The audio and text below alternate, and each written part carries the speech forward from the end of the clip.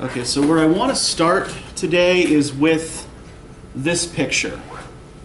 This is a page taken from the single manuscript in which Sir Gawain and the Green Knight exists. And I want you to look over this picture and I want you to think about a couple of things. One, does this look like the work to you of a skilled medieval artist working with a lot of resources? Why or why not? And how accurate a reading of the scene is this? Can we tell which scene this is? Yeah. Okay, yeah. What have we got going on here? The scene where the knight's has severed head. He's talking to Gwynfor. Yeah, here we've got Sir Gawain. He's holding the knight's axe in his hands. The knight is on his horse. He's holding up his head. The head is speaking. And we have the king and the queen and various other assembled dignitaries up here atop the table, right? So, first, how good a reading of the scene is this, do you think, and why? Can't. Everybody was horrified when he picked his head up, and they're just sort of dead hand for not drawing at all. Yeah, and we don't see any real facial expressions on these people, and that's actually not uncommon for medieval art in general, right? Medieval artists tended not to represent human figures realistically. They tend to be heavily stylized. And that's not because they weren't capable of representing figures realistically. It was due to certain just sort of artistic conventions, religious conventions, right? It was considered almost blasphemous to represent the human form as it is.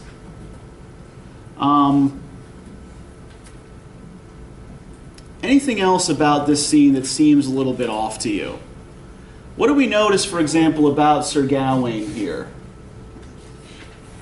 Does he look like a young knight in the prime of his life? He's got a friggin' bald spot, right? He's got a receding hairline. You know, he's got a beard, right? We're told that Arthur's court, you know, is youthful, is vibrant at this time, right? You know, the king is young, his knights are young. Everybody here looks old. What about the general level of skill with which this is drawn and painted? It's like faded. It's a real like lack of detail.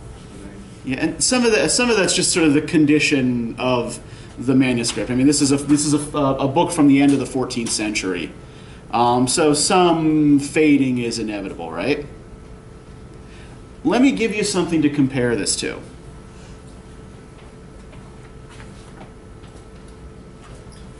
This is a page from one of the most elaborately illuminated medieval books, the Book of Kells. It's a book of the Gospels that was produced in a monastery in Scotland, but was then moved to Ireland to protect it from Viking raiders. What do we notice is different here? Do we notice anything, for example, in the level of variety in coloring? Yeah, many more colors, right? The artist here clearly has access to many different, has access to more inks and paints than the artist in the Gawain picture does. The human figures are actually more stylized. There's less attempt to represent them realistically, but they're also really kind of drawn more skillfully, right? You can see that, this guy, probably a monk, knew what he was doing when drawing these figures and is operating in a clear tradition. So what does this tell us about,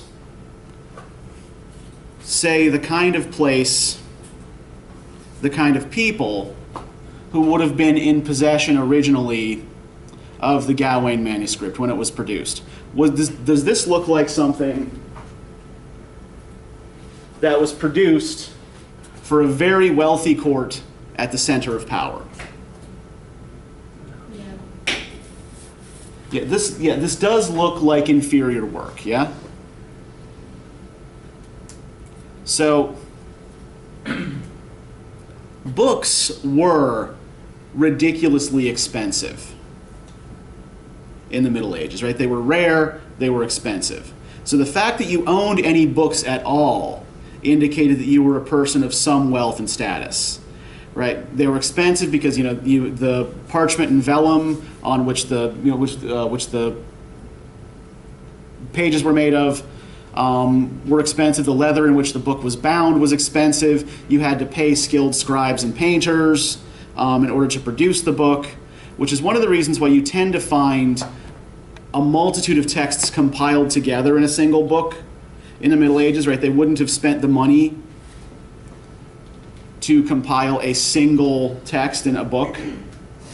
And you will also often find, if you look very closely at some older books, the parchment or the vellum has actually been scraped off and something else has been written over what was originally there.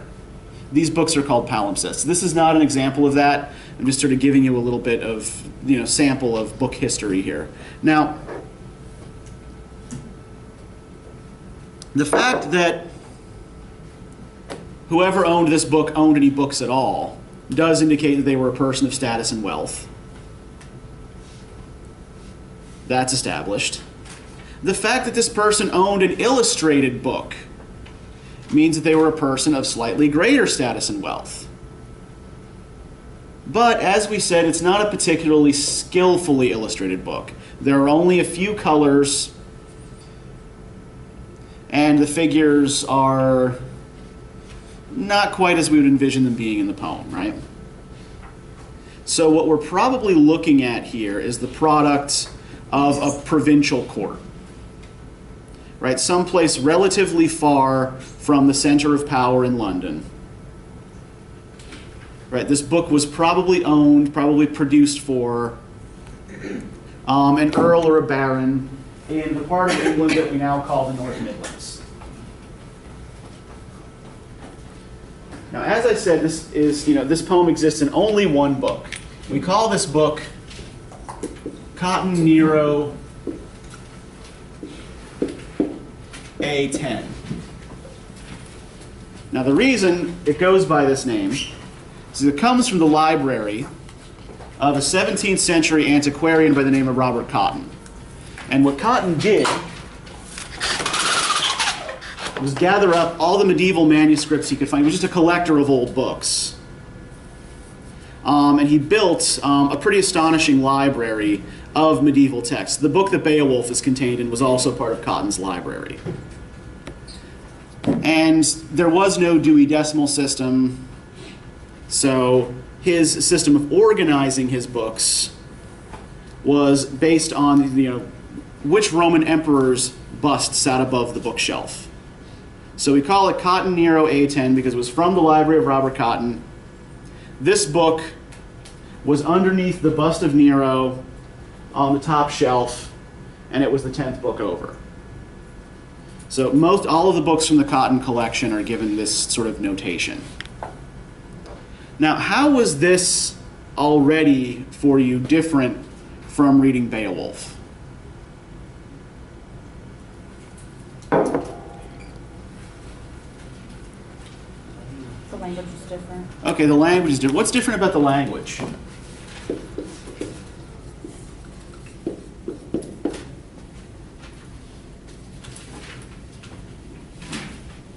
There's a lot of alliteration.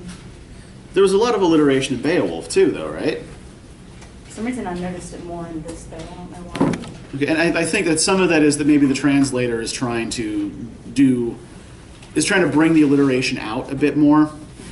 This poem was actually produced as part of an artistic movement in late 14th, early 15th century England called the Alliterative Revival.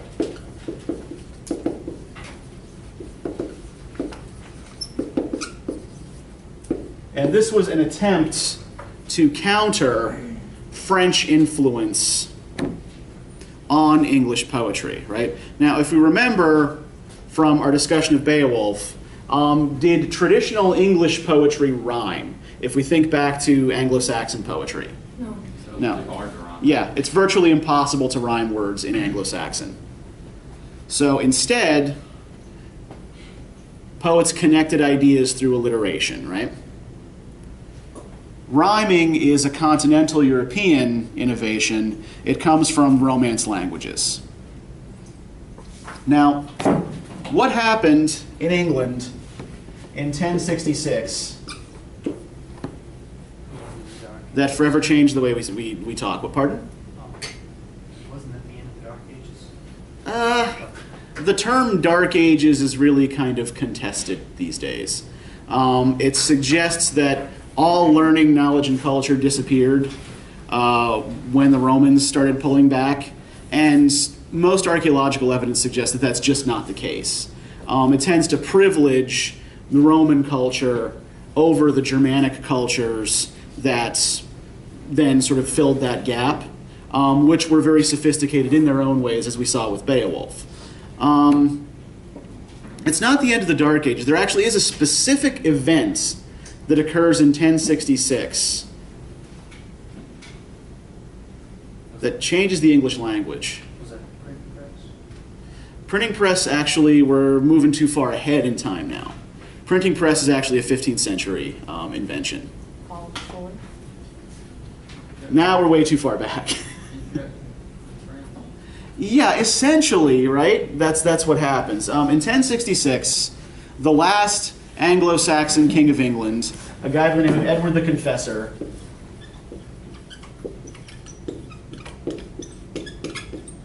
dies. He's called Edward the Confessor because he was particularly noted for his piety, right? He was a very, very deeply religious man.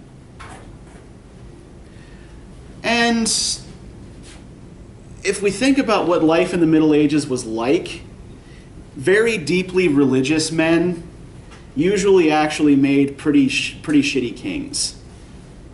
Very weak kings. Because they were often unwilling to do things that were politically necessary that went against their religious convictions. So Edward the Confessor dies, bless you, and leaves as his heir a relative, a guy, Earl Edmund. It might have been another Edward. I don't recall exactly the name of the Anglo-Saxon successor to Edward the Confessor. This is something that I meant to look up for today and forgot. However, this guy, this Anglo-Saxon earl, whom Edward the Confessor had named as his heir, had also sworn allegiance on a diplomatic mission to a guy who was known at the time as William the Bastard. He was the Duke of Normandy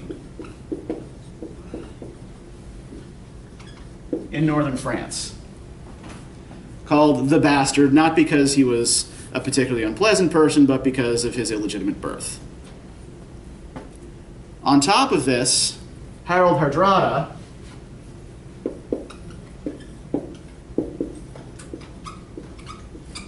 the King of Norway, also claims the English throne through a sort of relationship by marriage to Edward the Confessor. So we have three guys claiming the English throne in 1066. Earl Edmund runs to the coast to fend off Harald Hardrada's forces, defeats them, succeeds, and then rushes back to a field outside of Hastings in England to face William the Bastard, where he is defeated. And so, William the Bastard, Duke of Normandy, becomes King of England. He gets to make people stop calling him William the Bastard and start calling him William the Conqueror.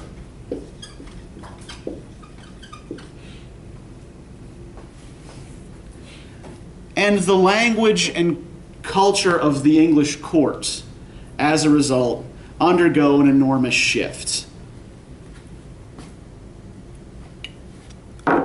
From this point on, the English, that is sort of the culturally Anglo-Saxon people,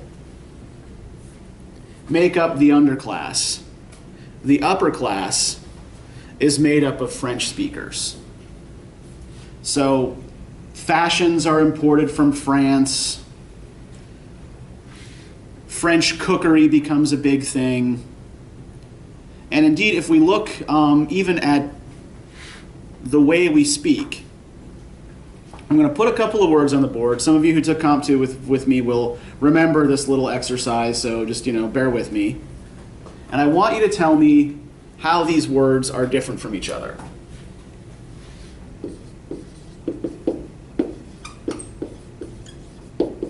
Right. Shit, defecate, bowel movement. Can we all agree that these words mean more or less the same thing? That we are referring to the same generally unmentionable and polite company body function, right? So why do we use 3 different words to refer to the same thing? Do we use these words in the same contexts? No, we do not, right? What about the first one here? It's coarse. Yeah, it's considered vulgar, right? It's considered impolite. Pardon? I was asking a question. Okay. I'm sorry. Yeah.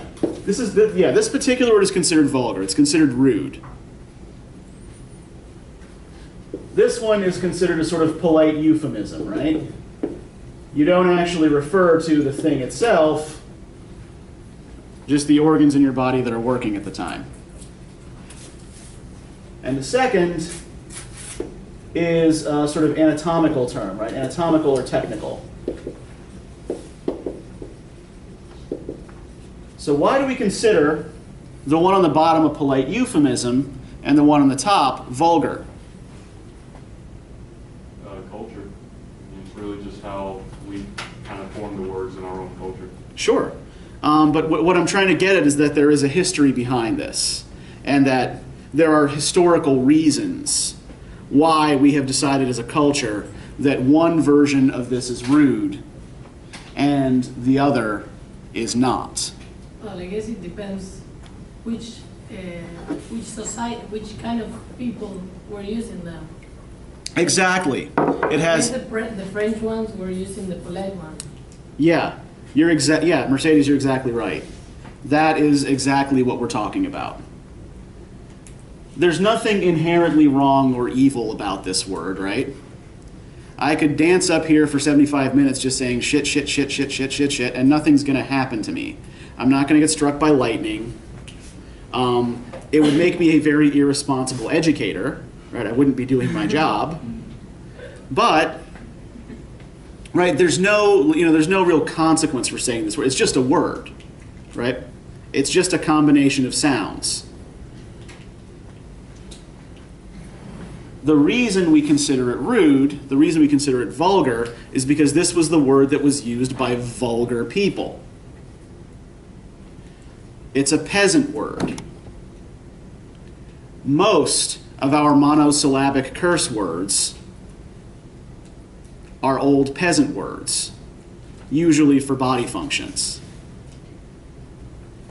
So, if you look at the English language today, most of our monosyllables come from Anglo-Saxon. Most of our polite euphemisms for things, most of our fashion words, a lot of our legal terms, even a lot of our military terms, military ranks, lieutenants, captain, major, marshal, right? Those all come from French, right? Because these are the things that the aristocracy were concerned with. So over this time, over the 350 years or so between the Norman invasion and this alliterative revival, right? So we'll place this sort of late 14th, early 15th centuries.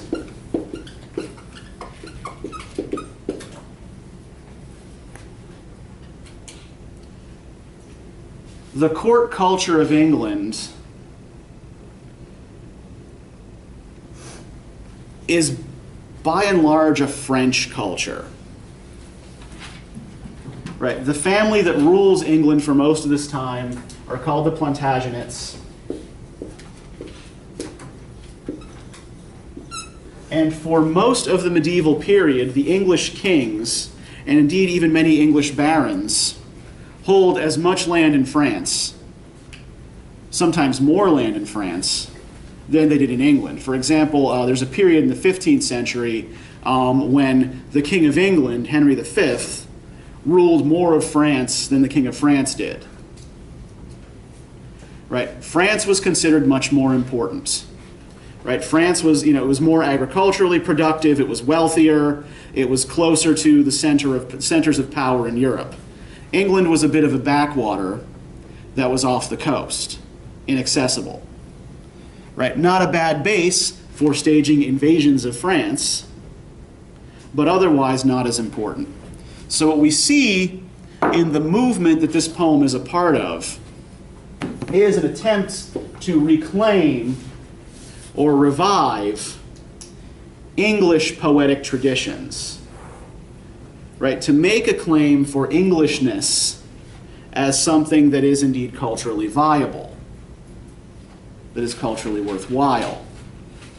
And I think it's also very important that this is happening not in London. There were writers in London who were part of this alliterative revival, but most of this happens out in the hinterlands, right?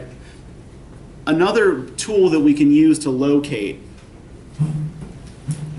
the origins of this poem is the dialects. Now, when we read Chaucer's Canterbury Tales, the portion of Chaucer's Canterbury Tales next week, that's not going to be translated for you, right? That's going to be in Middle English.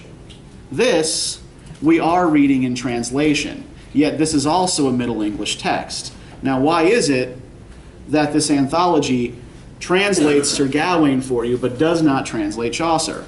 What is it expecting? Or at least that you can read Chaucer's Middle English, right? And the reason for that is that Chaucer's London dialect is the more direct ancestor of the English that we speak. So, when you read the Chaucer, it's going to be slow going, and you'll sort of need to be careful. You'll need to look at the glosses on the side. There will be some unfamiliar words, but by and large, we're still able to read Chaucer without too much assistance. Now, if we were to look, if you turn to page 184, it gives you a sample of sort of how Sir Gawain and the Green Knight begins in the Middle English. Sitten the sage in the assault was cessed at Troia, the Borg of Britain and Brent to bronze and ashes, the talk that the tremis of treason there wrote, was tried for his treachery, the truest on earth. Hit was Aeneas, the hathel in his high kind, that sit in depressed provinces, and patrons become, well nigh of all the weal in the West Isles. For rich Romulus to Rome, richest him swaith, with great bobbins that bear he biggest upon first, right? This is not anything that we recognize as English. They're individual words, mostly unimportant words that we get, right? But this is a completely different dialect. This is what would have been in the 14th and 15th centuries a provincial dialect. So North Midlands area, sort of like around Yorkshire, what would now be Yorkshire. Okay, so that's a little bit of the cultural background here. And this is actually relevant as we talk about the content of the poem, as well as will become probably more clear next time. What else are you curious about here? What else was interesting or confusing to you about this poem? What else was different for you from reading Beowulf, apart from the language? I think that this was more like, Beowulf was like against an evil creature, and this one I found it like was more like can even against nature and like itself, to be alone, to be out of comfort, and I don't know, it was pretty weird, like the context of it. Yeah, I mean there is still that divide between the comfort of court, where you are feasted with your companions, right? And the loneliness of the wilds, right? The wilderness that Gawain crosses between Camelot and this court somewhere out in the hinterlands that he just happens upon, right? That he seems to just find at the right time, and where they promise to take him to the Green Chapel when he's ready, right? Does it seem a little bit too convenient that this court just pops up when it does? It's because it is, right? But we'll get to that next time. But yeah, so we do still have that same divide between comforts of court and the wilderness, right? Grendel was a creature of the wilderness, and the wilderness was a sort of punishing thing, right? The wilderness was what you built your mead hall to insulate yourself against. You didn't want those wild creatures, those wild things coming in and disrupting your precarious little level of civilization. Do we seem to be at a different level of civilization here in this text than we were in Beowulf? What seems to be some of the differences between the culture depicted at Arthur's court and, say, what Hrothgar's court at Heorot was like? Yeah, Audra. Well, they mentioned like the Knights of the Round Table, so Yeah. like, more chivalry and like rules and stuff, and like rankings now. Yeah, we're talking about a more hierarchical society, right? Where, in Hrothgar's court, right? Okay, you've got the Lord, and he's in charge, and he buys the loyalty of his warriors with food and gifts, right? I think they also they just won a war. I think it was the Trojan War that they won. Okay, that bit's actually a little bit confusing. We'll get to that in a minute. The Trojan War has nothing directly to do with the plot of the... No, but what I was thinking is like this hierarchical society was not like fairy. Like people thought they were superior, the knights and Sure. that were there. Mhm. Instead of that, when Beowulf, I don't know how Yeah. to pronounce Mhm. it properly, was going, it's kind of like he was going to help the Lord. He was going Yeah. to save. Uh-huh. Like, you know what I mean? To like help a society that maybe was in trouble. Although, do we have a similar assertion of that kind of value in Sir Gawain? When the Green Knight comes and issues his challenge, who's the first one to go and try to take it up? Yeah, Arthur says, "I'll do it. I'll play your game, knight." And then Gawain steps in and says, like, "No, you're too important for your life to be risked." Right? It's that same sort of code that an Anglo-Saxon warrior was expected to follow. Right? This was why all of Beowulf's retinue were failures, were cowards. Right? They didn't get between the dragon and their lord like they were supposed to.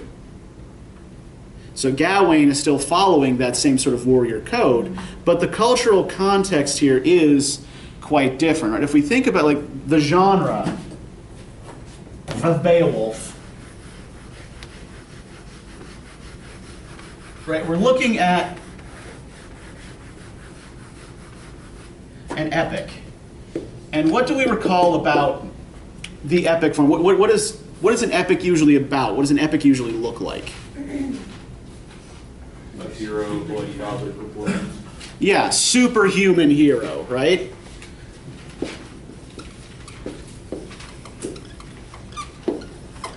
Right, heroes who can do things normal people can't, who are often part divine themselves.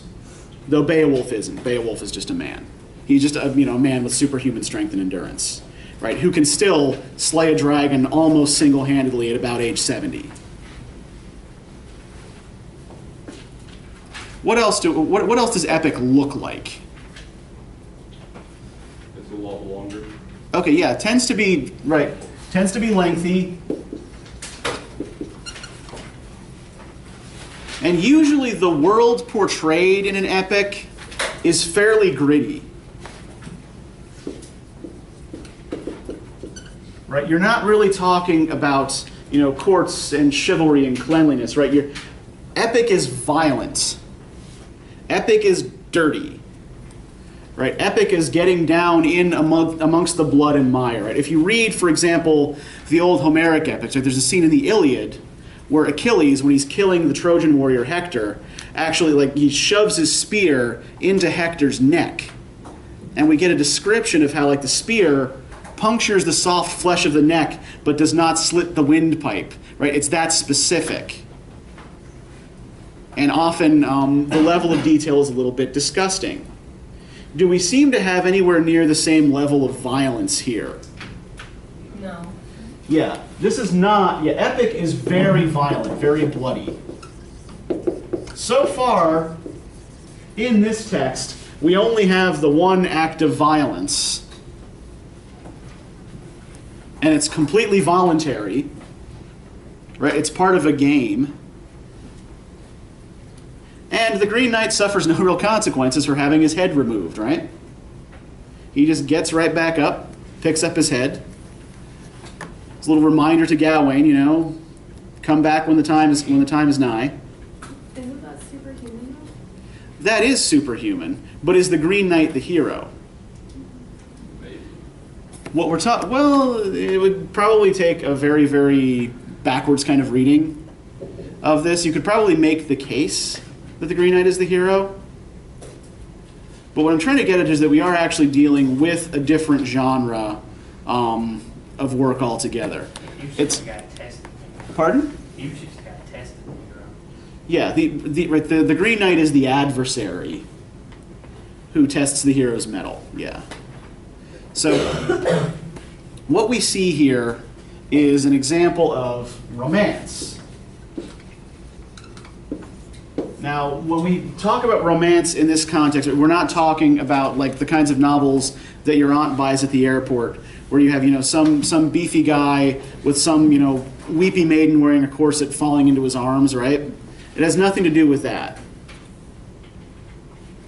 Romance is, in this case, what we're talking about is chivalric romance, right? These are stories typically about medieval aristocrats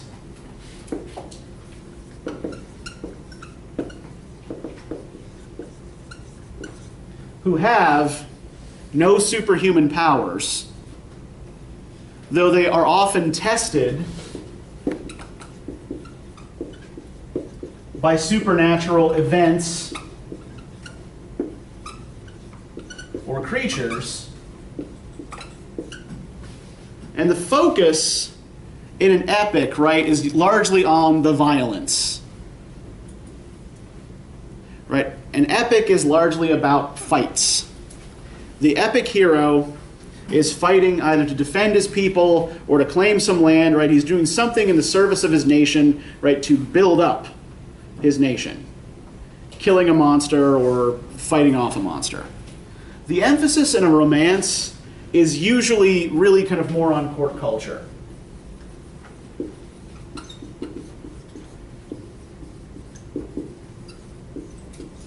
Yes, knights and chivalric romances do go on adventures, but it's usually more to promote or defend the values of the court. And they tend not to behave in the relatively crude ways that epic heroes behave, right? You know, Beowulf meets an adversary, and what do? They grapple, yeah. He wrestles Grendel to the ground and tears his arm off as he tries to run away, right? You don't see scenes like that in chivalric romance. When a fight happens, it usually occurs according to some relatively elaborate social ritual. Right? Social ritual is very, very important in romance. So like a duel? Yeah, like a formal duel or a joust or something like that, right? You don't have a lot of random action or a lot of random combat. Yeah, also what you can see there is like you have a lot of times when they were having like banquets and like receiving exactly. the unknown people that didn't happen in their home. Yeah, you will see just as much feasting and banqueting and you know, polite conversation in a romance as you will, you know, adventure. Now, in a lot of ways, you know, as we'll come to see by next time, Sir Gawain and the Green Knight is, damn it, I don't know why I'm so clumsy, kind of an anti-romance. It is sort of implicitly critical of a lot of the values of the genre. We won't see that so much today. That'll come out as we read on. And it's related to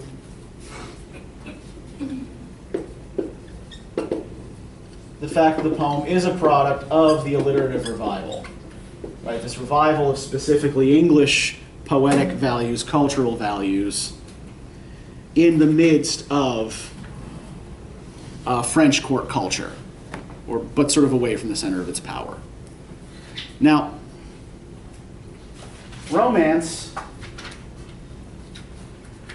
largely comes, again, from across the English Channel. And the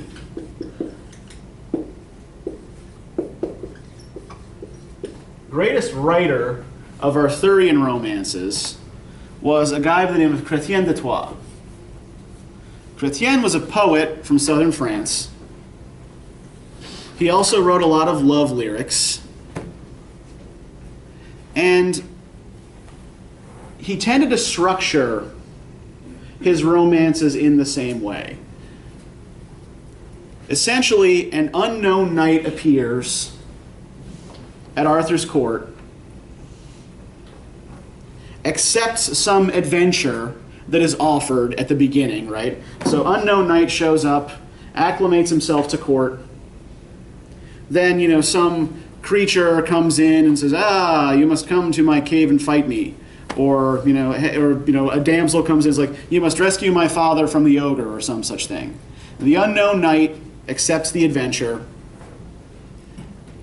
and goes off to complete it. Now, running parallel to the adventures of said unknown knight are the adventures of Arthur's greatest knight, Gawain.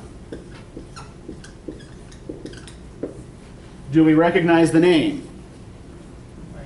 Okay. Yeah. This is just the earlier French version of Gawain. So in the early French romances, Gawain is Arthur's most famous and accomplished knight, and he's the guy whose adventures mirror those of the hero of the romance. So he's rarely the actual hero himself. He's usually more just sort of a foil for the hero. Chrétien de Troyes, by the way, is the guy who invented the story of the Holy Grail. Right. Sorry to burst anyone's bubble if you believe there is. If you believe there is a real Holy Grail, there isn't. There's no reference to it prior to the 12th century. Maybe you heard about it. From some source that we just don't know about. Yeah. Yeah. Yeah. Sure. Why not? Some kind of wise man. Yeah. Yeah. First reference to the Holy Grail is in the 12th century. So you know, please do not go running off to the Middle East looking for it. You won't find it. All right. So, with this background here, what do we do with the first two fits of this particular text? What really struck you about this? What about the figure of the knight himself? What did you make of the figure of the knight? Well, he wasn't like polished like the Camelot nobles. He was a big, rough-looking, He was great. fiery knight. He's on one hand, he's entirely green. Yes, this great green giant rides in on a green horse, right? And instead of simply offering people frozen vegetables, he offers to play a game, right? Now, on the subject of supper, page 188, I'll say no more, as it's obvious to everyone that no one went without, because another sound, a new sound, suddenly drew near. which might signal the king to sample his supper, for barely had the horns finished blowing their breath, and with starters just spooned to the seated guests, a fearful form appeared, framed in the door, a mountain of a man, immeasurably high, a hulk of a human from head to hips, so long and thick in his loins and his limbs, I should genuinely judge him to be a half-giant, or a most massive man, the mightiest of mortals. But handsome, too, like any horseman worth his horse. For despite the bulk and brawn of his body, his stomach and waist were slender and sleek. In fact, in all features he was finely formed, it seemed. Amazement seized their minds. No soul had ever seen a knight of such a kind, entirely emerald green. So the picture we're given, right, is of this guy, this enormous man, this half-giant just bursts into the hall.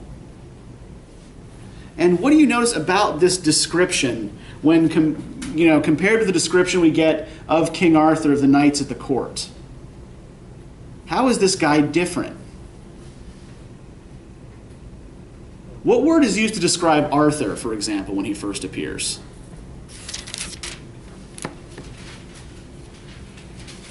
If we look on the previous page.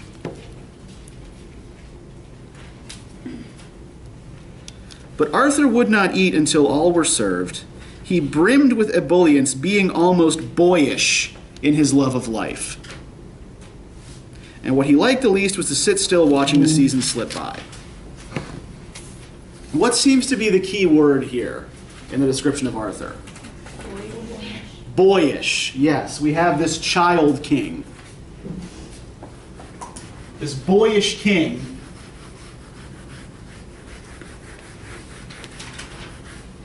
who's sitting in his court, refusing to eat his supper until some miraculous event occurs, right? There is something very kind of childlike about this. And then in bursts this mountain of a man, entirely emerald green. And if we look a little bit further, as the knight is described, right? Page 189, and his gear and garments were green as well, a tight-fitting tunic tailored to his torso, and a cloak to cover him, the cloth fully lined with smoothly shorn fur clearly showing, and faced with all white ermine, as was the hood, worn shawled on his shoulders, shuck from his head. On his lower limbs his leggings were also green, wrapped closely round his calves, and his sparkling spurs were green gold, strapped with stripy silk, and were set on his stockings, for the stranger was shoeless. In all vestments he revealed himself veritably verdant. From his belt hooks and buckle to the baubles and gems arrayed so richly around his costume, and adorning the saddle stitched onto silk. All the details of his dress are difficult to describe, embroidered as it was with butterflies and birds, green beads emblazoned on a background of gold. All the horse's tack, harness strap, hind strap, the eye of the bit, each alloy and enamel, and the stirrups he stood in were similarly tinted, and the same with the cantle and the skirts of the saddle, all glimmering and glinting with the greenest jewels. And the horse, every hair was green, from hoof to mane, a steed of pure green stock, each snort and shudder strained, the hand-stitched bridle, but his rider had him reined. The fellow in green was in fine fettle. The hair of his head was as green as his horse, fine flowing locks which fanned across his back, plus a bushy green beard growing down to his breast, which hung with the splendid hair from his head and was lopped in a line at elbow length, so half his arms were gowned in green growth. So apart from just being enormous, what else do we notice about this knight? What other features seem significant here? He was really good dressed. Yeah, he's very richly dressed, but he's not wearing armor, right?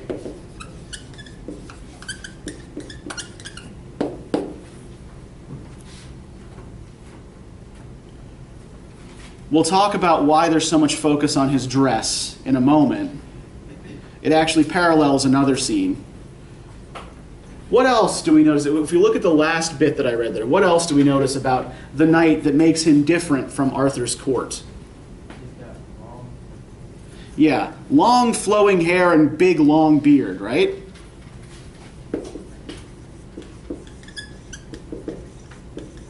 Right, long flowing hair, Duck Dynasty style beard. Right, probably more so. And green. So there's all of this lush hair growth on his head. So what might the greenness of his person relate to? Like, why is it significant that he's green? What's that? Okay, yeah, there may be something to do with the natural world. What would make? Why would you make that connection, Joseph? Why the connection to the natural world here? On the one hand, yeah, we tend to associate the color green. And like if somebody has long flowing hair and big beard, you kind of associate them as like being out in nature. Being, yeah, it's sort of like a mountain man kind of look, or we would associate with a mountain man kind of persona. So, yeah, I mean, we have a figure like the beard is representative of like sort of mature manhood, right?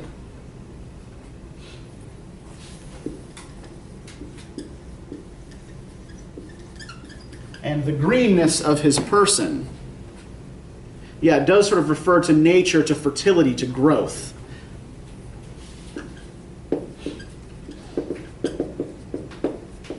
And he carries in his hand a holly branch, right? Green leaves, red berries.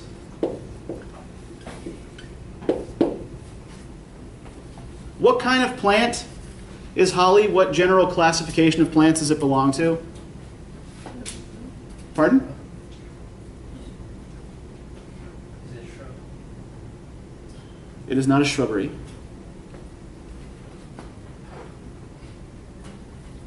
Isn't it like evergreen? It is an evergreen, yeah, exactly.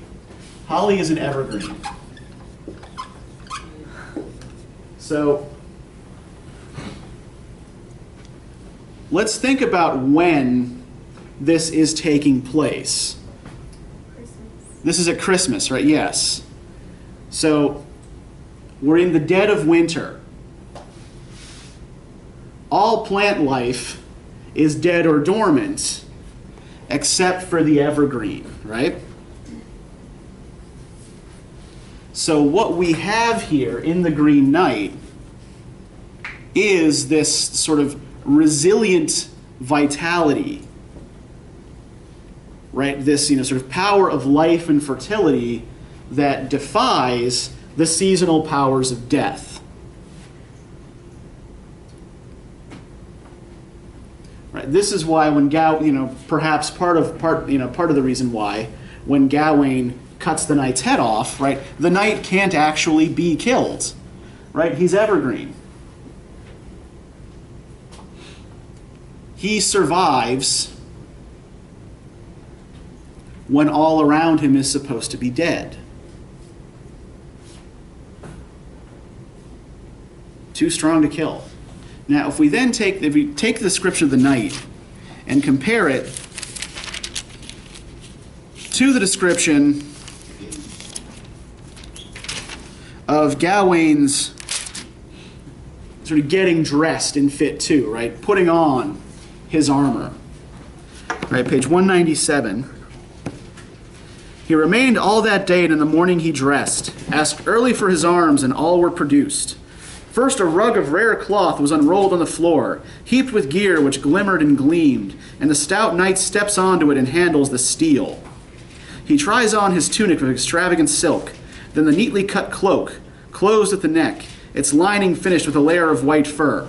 Right, the Green Knight also wore a cloak with a lining of white fur, right, white ermine. Then they settled his feet into steel shoes. How were the knight's feet arrayed? Barefoot. Yeah, he was barefoot, he was shoeless, right, in the middle of friggin' winter. No shoes. And clad his calves, clamped them with greaves, then hinged and highly polished plates were knotted with gold thread to the knight's knees. Then leg guards were fitted, lagging the flesh, attached with thongs to his thick-set thighs.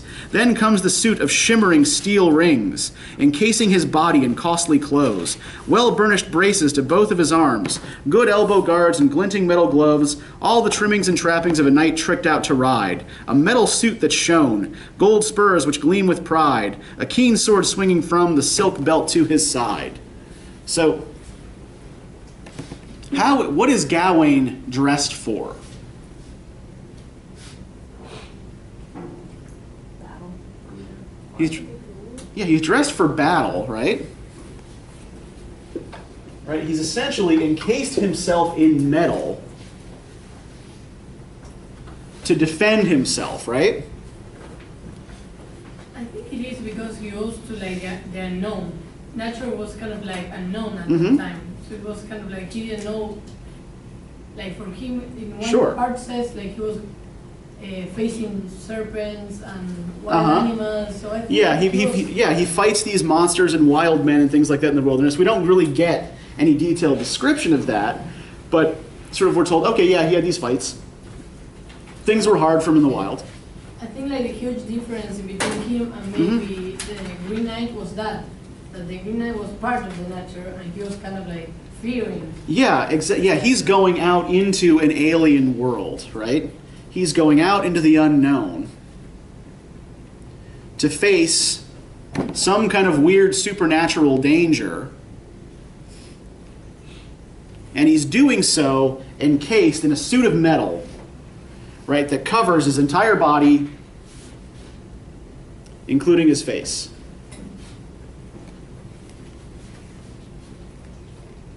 So, does this level of protection, does this style of dress actually seem suitable for the quest he has agreed to undertake? Yeah, I mean, the idea is he is supposed to do as the Green Knight did, right? He's supposed to bare his neck, lay it down, and let the Green Knight have his stroke, just as the Green Knight did in Arthur's court. But he seems to be dressed here to protect himself, to protect his life, to ward off blows. Right? He is not traveling exposed. So what does this indicate to us about Gawain in comparison to the knight? Pardon? The knight, the Green Knight, has no fear of being attacked by nature, like she was saying. Yeah. He is one with nature, so he has nothing to fear. Mm-hmm. Gawain has to protect himself. And he's going into this with a defensive attitude, right? My life is important. The preservation of my life is important. Right? This will become, the meaning of this will become a little bit more clear when you read the rest of the poem. Like by the time you get to the end of it, it'll make more sense why he encases himself in armor and how that's different from the knight. This is just something I want you to watch. Now, when we get to this description of his shield and the device on his shield, what did you make of this?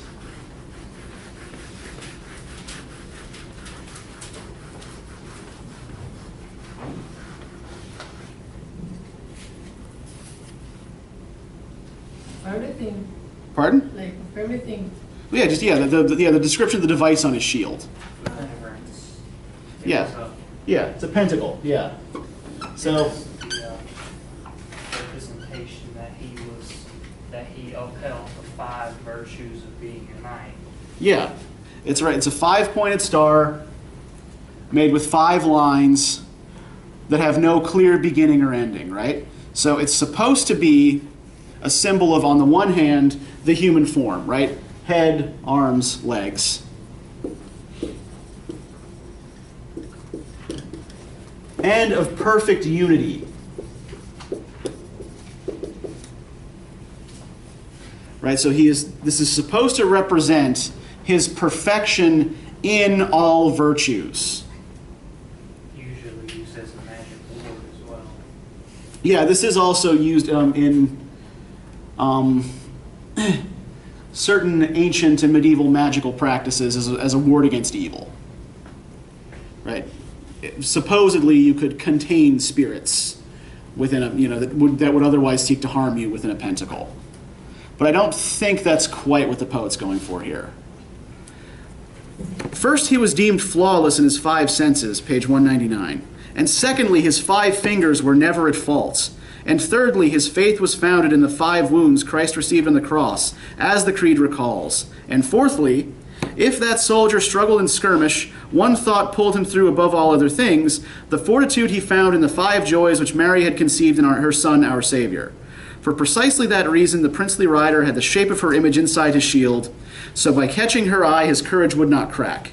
The 5th set of 5, which I heard the night followed, included friendship and fraternity with fellow men, purity and politeness that impressed at all times, and pity, which surpassed all pointedness. So one thing to note here is the image of Mary inside the shield.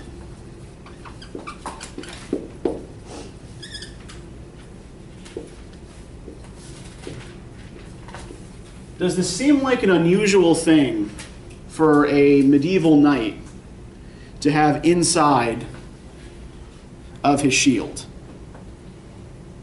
Not really, no. Consider how that Christian it's supposed to be. Yeah, as an ideal anyway, right? They were often supposed to be. They often behaved less, in less ideal ways. But what the image of Mary is doing here, right? On the one hand, it's supposed to point to the knight's, faith and purity. But so what that it's an image of Mary and not an image of Christ? I guess how in chivalric times women were idolized. Or if they're Catholic, there's more of a representation of Mary Yeah, instead of Christ. Yeah, there was a very strong medieval Catholic cult of Mary. And some of that was an attempt to try to... women, at least in medieval religious culture, were actually, by and large, not idealized. If you look, most medieval religious writings that cover the subject of women are really deeply misogynistic. Okay, so did the courtly love stuff happen in like the Renaissance then? No, the courtly love stuff was happening in sort of the later Middle Ages, but this is actually related to that idea. It's a means of trying to sort of redeem woman from the vices the medieval church attributes to her. Right? Mary is the example sort of the pure woman, the good woman. It's like, okay, maybe women aren't all terrible. This also connects Gawain with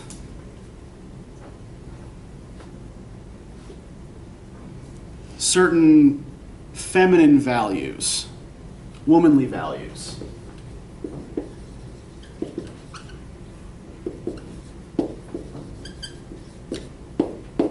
Right? Gawain is not just a great fighter, he is also the ideal courtly knight, at least as he is presented in the romance. And the ideal courtly knight is supposed to be able to converse pleasantly with women and sort of have little side dalliances and things of that nature. So while he's looking at this image of purity, his thoughts, as we'll see throughout the romance, are not always 100% pure. Now, when we get to this court that he finds in the wilderness, there are these two strange women at the court. And how are these two women different from each other? One's old and one's young. Okay, yeah, we have an old crone, and we have a young woman as well, a remarkably beautiful young woman who happens to be the Lord's wife.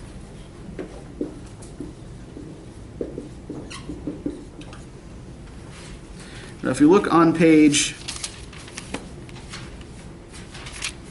205, once dinner was done, Gawain drew to his feet, and darkness was neared as day became dusk. Chaplains went off to the castle's chapels to sound the bells hard, to signal the hour of evensong, summoning each and every soul. The Lord goes alone, then his lady arrives, concealing herself in a private pew. Gawain attends too. Tugged by his sleeve, he is steered to a seat led by the Lord, who greets Gawain by name as his guest. No man in the world is more welcome, are his words. For that he is thanked. And they hug there and then and sit as a pair through the service and prayer. Then she who desired to see the stranger came from her closet with her sisterly crew. She was fairest among them, her face, her flesh, her complexion, her quality, her bearing, her body, more glorious than Guinevere, or so Gawain thought. And in the chancel of the church they exchanged courtesies. She was hand in hand with a lady to her left, someone altered by age, an ancient dame, well respected, it seemed, by the servants at her side. Those ladies were not the least bit alike.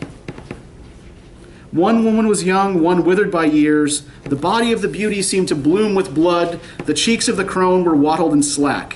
One was clothed in a kerchief clustered with pearls which shone like snow, snow on the slopes of her upper breast and bright bare throat. The other was noosed and knotted at the neck, her chin enveloped in chalk-white veils, her forehead fully enfolded in silk with detailed designs at the edges and hems.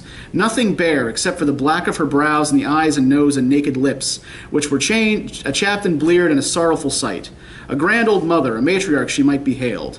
Her trunk was square and squat, her buttocks bulged and swelled. Most men would sooner squint at her whose hand she held. So, what's the point of having the old crone and the young woman here together hand in hand? To show how beautiful she was, like in comparison to the old woman, to like Yeah. contrast their On the one hand, differences. it does provide a contrast to the beauty of the young woman, right? The ugliness of the old woman. But if we think again about the Green Knight, right, and what sort of plant the Green Knight seems to represent, right? What we have here are two different stages of life. We have, blooming youth and health.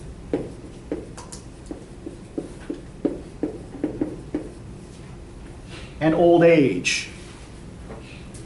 Paired up here together, holding hands, right? Acting as one, united. Now, when we get to the feast here, who's given the place of honor at the Lord's table? I think it's her. Isn't it? Which her? I don't remember, but he was, I think, sitting next to her. I don't remember. I think I remember that part. Yeah, if we look further down on page 206, right? Around line 1001. The ancient elder sat highest at the table, with the Lord, I believe, in the chair to her left. Yes. The sweeter one and Gawain took seats in the center and were first at the feast to dine. So the place of honor at Arthur's court goes to who? His wife. No, I think the The other old, one. the old lady. No, if we go back to the Christmas scene at Arthur's court, right? His wife. His wife. Well, who? Arthur sits in the place of honor at his own court, right? He's the one who sits at the head of the table. And here, who's sitting in the place of honor? Not the Lord, the old woman, yeah.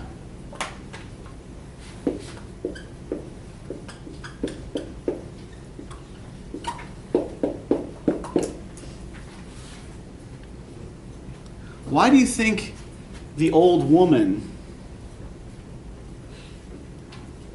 is seated here in the place of power? And the Lord is seated off to her side. To show like his humility. On the one hand, it could show the Lord's humility, right?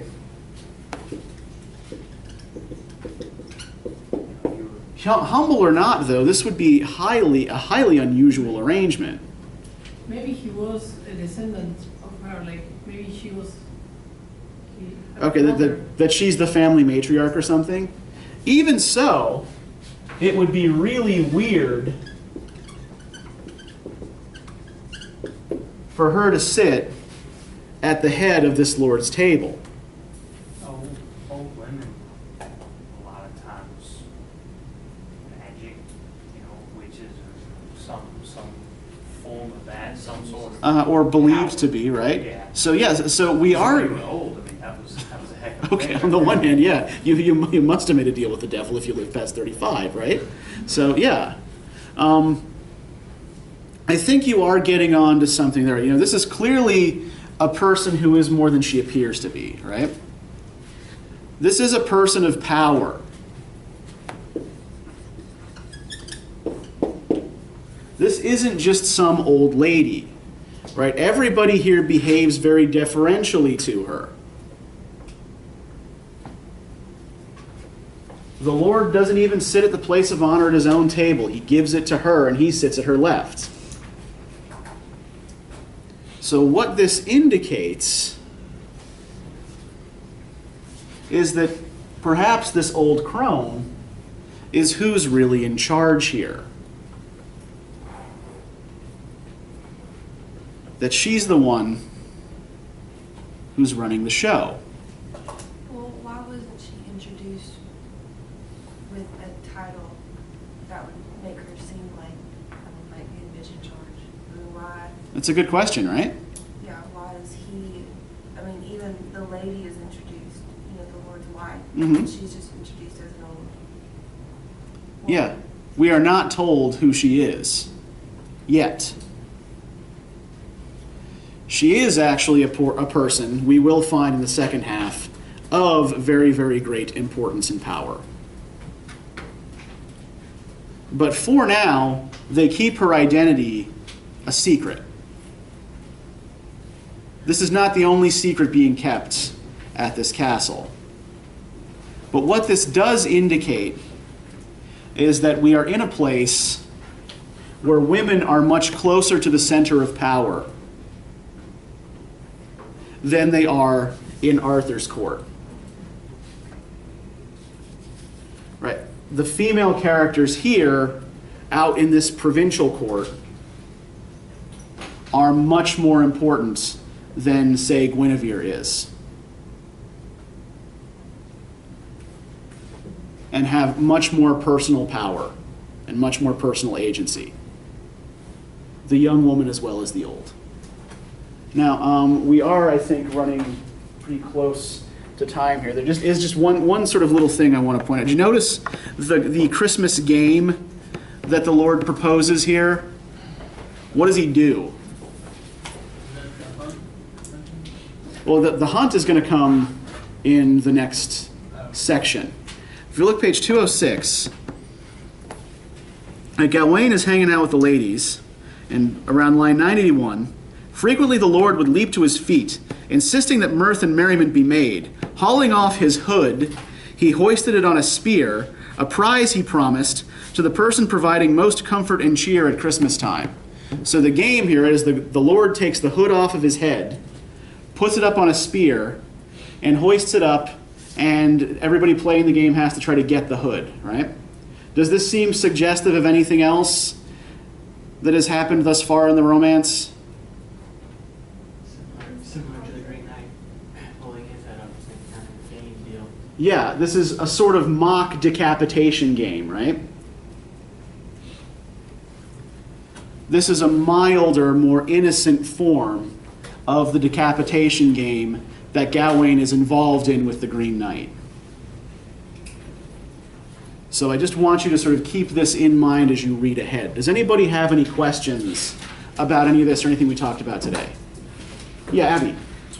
Going forward just a little bit, Mhm. it was kind of weird to me, the next kind of game that the Lord presented Gawain with, like, he says that he's going to go out and hunt. Right. And he wants him to stay there with the women. And Yes. when he gets back, whatever each of them gets, they'll give to the other. I feel like he's almost setting Gawain up to, like, have an affair with his wife or something. I might be wrong about that, but Sure. it just seems kind of sketchy. to Yeah, me. short answer is he is setting Gawain up for something. Absolutely. You are absolutely right about that. But think also in terms of like the way we've opposed the values of Arthur's court to the Green Knight, right? The Green Knight is big and brawny and masculine, and Arthur's court is kind of boyish and trivial. So I think it's significant that Gawain is not invited on the hunt, right? That he's supposed to stay back with the women. Yeah, that would be a slight back down. Yeah, so just sort of think of, Gawain doesn't seem treated as such, but... All right, so I have some reading questions for you for next time.